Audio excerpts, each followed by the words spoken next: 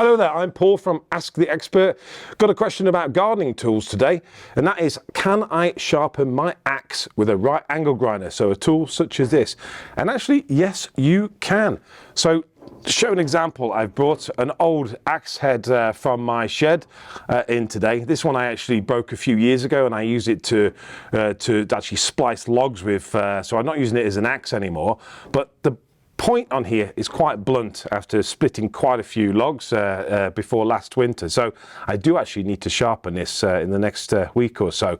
And to do that, I'm going to use a flat disc such as this. So this is a P120, so a grit 120, so a reasonably fine flat disc. The reason I choose a P120 is because I don't want to be too aggressive. I just want to take off a little bit of the material on both this side and the back side of the axe head, just so I just make that point nice and keen and sharp again. I also don't want to be too aggressive to put any damage or undulations or groove in there, so just a light touch, a quick buzz over either side, and you'll have a nice fresh point again on your axe head. So really simple to do.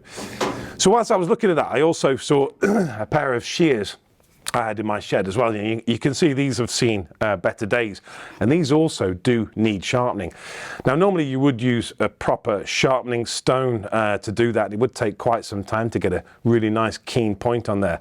So you can use a flat disc to sharpen your shears as well, albeit you have to be much more gentle.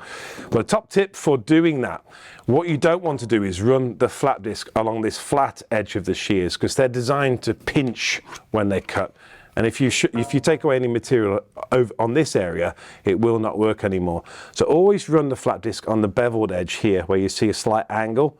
Just run it along there very, very gently, and you will get a nice point, which will start cutting much better. But really, you should be using a proper sharpening stone for that.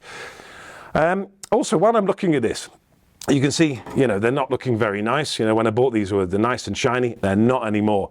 So why don't I just clean these up at the same time?